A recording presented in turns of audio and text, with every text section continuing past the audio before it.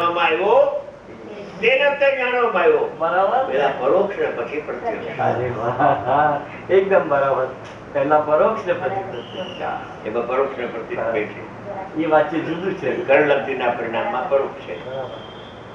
એમાં આનંદ નથી, સમ્યક દર્શન નથી, એની સન્મુખ છે. બરાબર. એ તો સમ્યક દર્શન થાય છે, કર્ણલબ્ધિના પરિણામ આવે બરાબર થાય. સૂક્ષ્મ પરિણામ છે. આત્મ અભિમુખ એની ધારા ચાલી.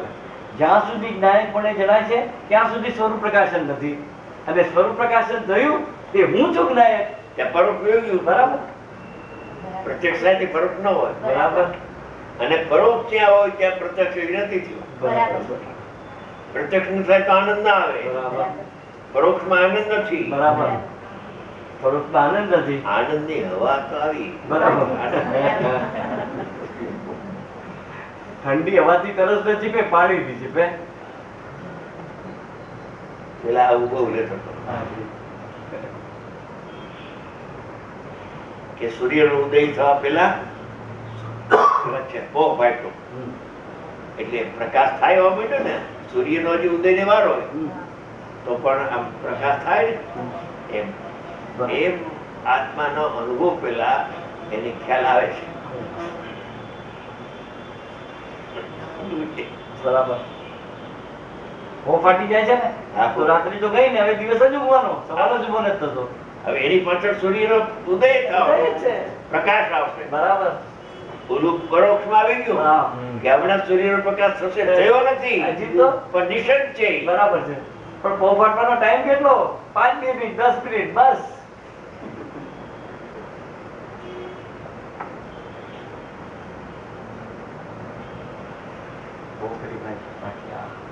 વિશેષ લક્ષ અલક્ષ બેને પ્રસિદ્ધ કરે માટે સાપેક્ષ છે. માટે સામાન્ય કોને પ્રસિદ્ધ કરે? એક નાયક ને, બીજા કોઈને પ્રસિદ્ધ જ ના કરે. એમ એ હમ કરે છે ના, એ હમ કરે તો વિશેષ થઈ જાય છે.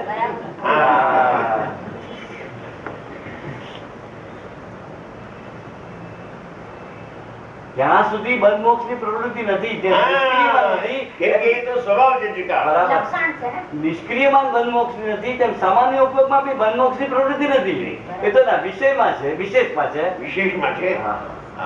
પણ વિશેષ ની એક કચાશ છે. લક્ષ અલક્ષ બે ને પ્રસિદ્ધ કરે છે. હા, પણ એ જયારે લક્ષ ને પ્રસિદ્ધ કરી નાખે ત્યારે એનું નામ સમ્યક પ્રકાશ છે.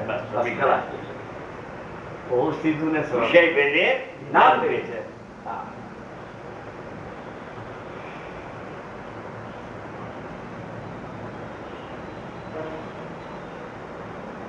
બરાબર. પોણા 11 થયા. 45 મિનિટ. 45 વર્ષનો નિચોડ આવી જાય એવી 45 મિનિટ છે. વાહ, પૂરું થઈ ગયું. પૂરું. સાંભળનારને બી સંતોષ થઈ જાય. પ્રભુ આવું વસ્તુનું સ્વરૂપ આમ અંદર બહાર બધી રીતે સામાન્ય વિશેષ બધી રીતે સ્પષ્ટ થઈ જાય એવી મને બેસ્ટ ભાઈ. લક્ષ અલક્ષ બે ને પ્રસિદ્ધ કરી જાય, અને એ વિષય ભેદે નામ ભેદ પામે છે, ભાવ ભેદે નહીં.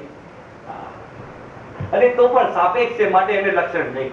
બોલો, જે જ્ઞાનમાં મતિ જ્ઞાનમાં આત્મા જણાય એ આત્માનું લક્ષણ નહીં, કેમ કે એ સાપેક્ષ છે અને લક્ષ અલક્ષ બે ને પ્રસિદ્ધ કરી શકે છે. એવી સ્વચ્છતા વિશેષ છે એટલે કહ્યું કે નહીં, એ લક્ષણ નહીં.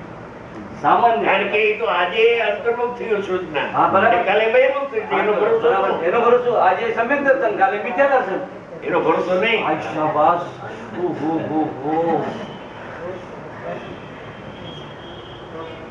આજે ભરોસો ન રહેવું બહુ.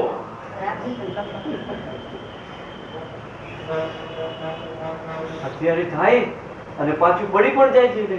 એની તો આગમમાં આધાર છે. આગમમાં તો આધારો છે.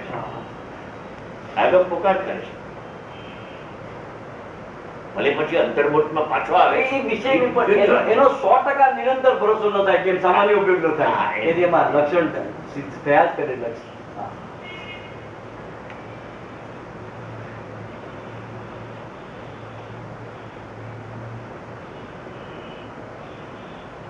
સામાન્યમાં તો સૌ કે પરનો લક્ષ કરવાનો પ્રશ્ન વિશેષમાં છે.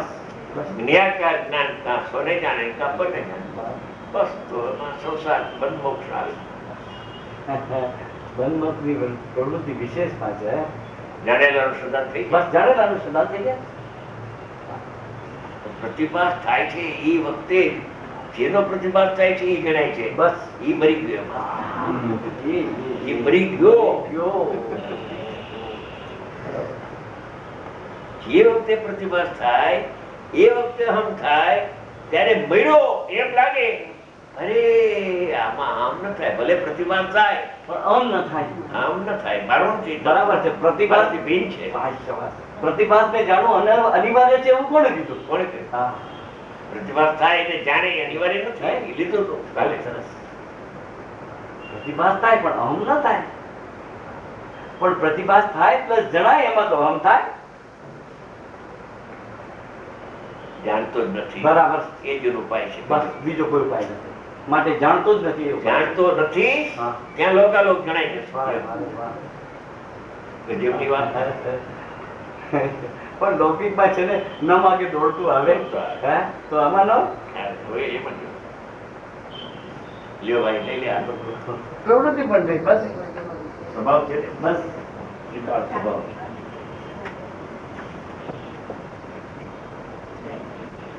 પૂજ્ય ભાઈ ને ગઈકાલના પિતા મળ્યા પણ પિતા કેવા મળ્યા આમ કહ્યું નહીં.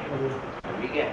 એટલે તપ શ્રદ્ધા ન બેસે કોઈને શ્રદ્ધા કરી પણ ન બેસે. કારણ કે પ્રતિભાસનો જો ખ્યાલ ન હોય નો ખ્યાલ ના આવે. ખોટું લાગે કે આ બનાવટ લાગે. ભાવનાત્મક છે એકદમ. હા. આ તો ભાવનાત્મક લાગે. હા, ભાવનામાં ખેંચાઈ ગઈ. પછી અમે તો એને પ્રમાણ કર્યું, પ્રૂફ કર્યું. બરાબર. પ્રૂફ ખાતરી થઈ ગઈ વાત. બીજા જીવને આવી ગયું. એ વાત સાચી છે. એટલે જ્ઞાનીને તો પ્રતિભાસનો આવિર્ભાવ થાય છે, પણ અજ્ઞાનીને અપવાદરૂપ છે. બીજાઓને થયેલો છે. આ તો તમને દાખલો આપ્યો. પણ બીજાની એમને ખબર છે મિથ્યા દૃષ્ટિની. હો,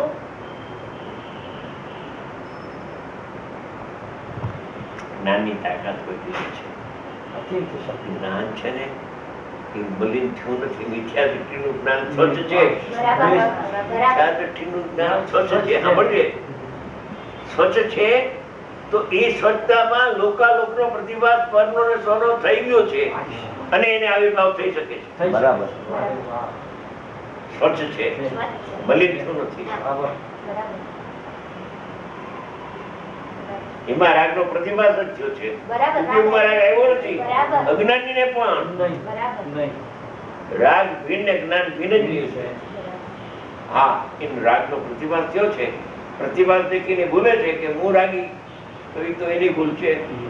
સ્વરૂપની ભૂલ નથી કઈ. સ્વભાવ તો જ્ઞાન જ છે. બરાબર.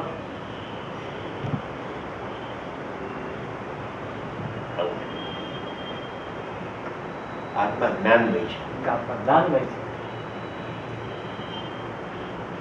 અનાદિ અનંત જ્ઞાનમય છે. ના, અરે એવું પણ આવે છે, અનાદિથી જીવ જ્ઞાન રૂપે પરિણમે છે અને વિખ્યાત રૂપે પરિણમતો નથી. એવું પણ ભગવાનની વાણીમાં આવ્યું છે. બરાબર. કેને કેવું આ કેને કેવું. અને એ સમયસાર કે છે કે જો શુભાશુભ રૂપે પરિણમે તો જડ થઈ જાય. એટલે શુભાશુભ રૂપે પરિણમતો નથી એમ શાસ્ત્ર કહે છે. સમયસાર પકાર કરે છો. બરાબર. શુભાશુભ ભાવ તેના સ્વભાવે આત્મા પરિણમતો નથી કોઈ કાળે. પરિણમે તો શું થાય? એ જડ થઈ જાય. ત્યારે જ્ઞાન રૂપે પરિણમે છે તો શુભાશુભ ભાવ શું થયું? એનો પ્રતિભાસ ક્યાં કરે? એનો પ્રતિભાસ ક્યાં કરે? આ જ્ઞાન રૂપે પરિણમ્યા કરે. બરાબર છે. એનો પ્રતિભાસ થયા કરે અને આ તો જ્ઞાન રૂપે પરિણામ કરે. એવું બધું શાસ્ત્રમાં ઘણું છે. સલ્ય કરી ગયું છે. શું થાય?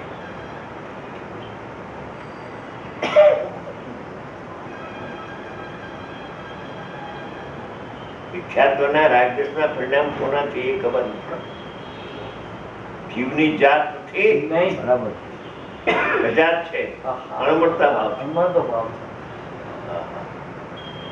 ને મારા ક્રોધ થાય છે, પણ ક્રોધ તારામાં નથી થતો. તારામાં આત્માનું જ્ઞાન થાય છે, આત્માનો, અને એમાં ક્રોધનો પ્રતિવાદ થાય છે. ક્રોધ જ્ઞાનમાં આવતો નથી, ઉપયોગમાં ઉપયોગ છે, ઉપયોગમાં ક્રોધાથી નથી. આ બે વાતો છે. થઈ ગયો ટાઈમ. બહુ જલ્દી પતી કોઈ બીજાએ પ્રશ્ન ન કર્યો? એક પ્રશ્ન છે, ઉપયોગમાં જે સ્વચ્છતા છે એ ઉપયોગમાં નિરપેક્ષ છે કે શક્તિને કારણે? નિરપેક્ષ છે. ઉપયોગ સ્વચ્છ છે એ નિરપેક્ષ અનાદિ અનંત છે. સ્વચ્છ એમ નથી પૂછવું એને, એમ પૂછવું કે ઉપયોગની જે સ્વચ્છતા છે એ સ્વચ્છત્વ શક્તિને કારણે છે કે ઉપયોગની સ્વચ્છતા નિરપેક્ષ છે? એ સ્વચ્છત્વ શક્તિ એમાં નિમિત્ત છે, બાકી સ્વતંત્રપણે ઉપયોગ સ્વચ્છ છે. બરાબર. બે વાર પૂછ્યો તો વધારે જોરથી કહીશ. એ સ્વચ્છતા શક્તિ એ બે કારણકારી કેવું એ વ્યવહાર થઈ ગયો. બરાબર. એટલે કહેવાય શક્તિ છે એ પણ ઉપયોગમાં વ્યાપે છે એમ કહેવાય. એ વ્યવહાર થઈ ગયો. પણ સ્વતંત્રપણે ઉપયોગ સ્વચ્છ છે. બહુ સુંદર. પેલા નિરપેક્ષની સિદ્ધિ પછી સાપેક્ષ. બરાબર છે. સ્વતંત્રપણે ઉપયોગ સ્વચ્છ છે. સ્વચ્છતા શક્તિ અનાદિ અનંત સ્વચ્છ છે. અનાદિ અનંત. જ્ઞાન ઉપયોગ અનાદિ અનંત નિરપેક્ષ સ્વતંત્રપણે સ્વચ્છ છે. એ તો એનું લક્ષણ છે. એ તો બરાબર. અને જ્ઞેયનું લક્ષણ છે. દેવનું નહીં. બે તો હું છું બા. મારું લક્ષણ તો પારણામિક. એ જ્ઞેયનું લક્ષણ છે એની બિલકુલ ના. એ 105-7 વર્ષની ઉંમરના ગુજરી ગયા. આત્મારામ કે આત્માનંદ એને આ વાત કહી હતી.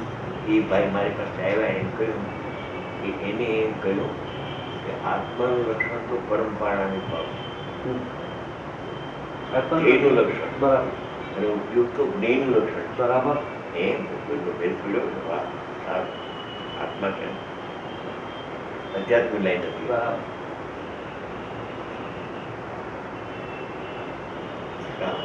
ચલાવો તમે હવે.